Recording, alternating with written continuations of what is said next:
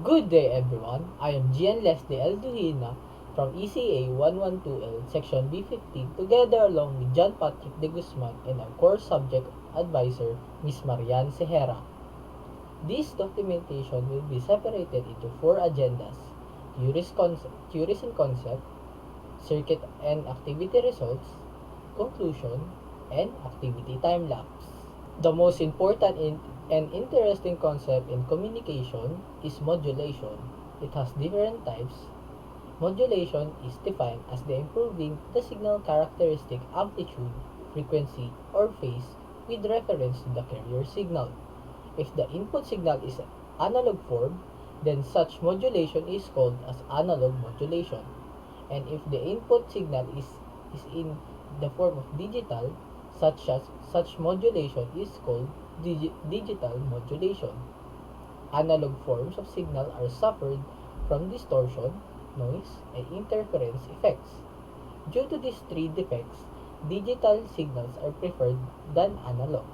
And in digital modulation, the input signals is in the form of digital only. It has only two voltage level, either high or low. But in the analog signal, its voltage is continued and affected by some type of noise. If the input signal in the form of digital and if we try to increase its amplitude characteristics concerning the carrier signal, the process of modulation is called amplitude shift keying. It is also known as ASK.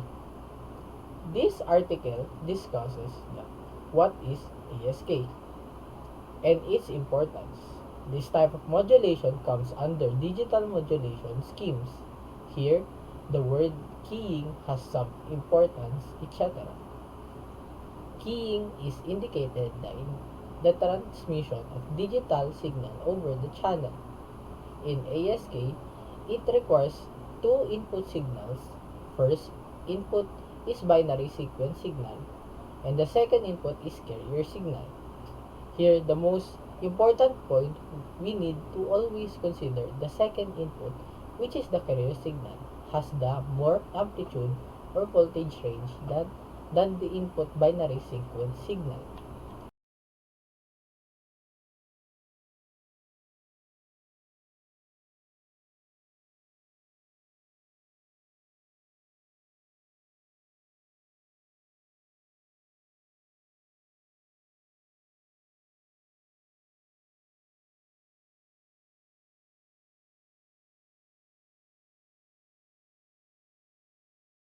The objectives of this activity were met effectively and all required parameters were met through the usage of the provided materials, the manual, simulation, and the parameter.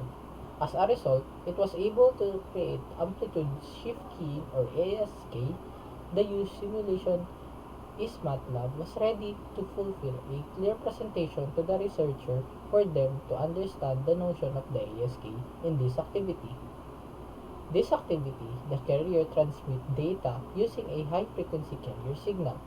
The result of the ASK signal is a carrier signal that inputs a digital signal to a binary 1 volts and 0 volts, meaning 1 and 0 signal. The study observed that there are no ASK relative characteristic in the frequency, phase, or amplitude. The researcher determined that the MATLAB simulation, which was used in this activity, is highly effective in simulating the ASK. MATLAB provided the ability to build a block as well as instructions such as M files via codes. The simulation MATLAB produced plotted and labeled signals because of the specified parameters. To finalize today's activity, here is the time-lapse in where John Patrick and I created and simulated the given circuit for amplitude shift keying. Good morning, everyone. I'm Gian Patrick G. de Guzman from ISAIA 112 Lab, section of B15. For today's activity, I will conducting a experiment, which is a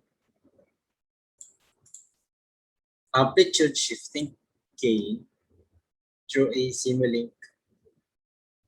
MATLAB Simulink.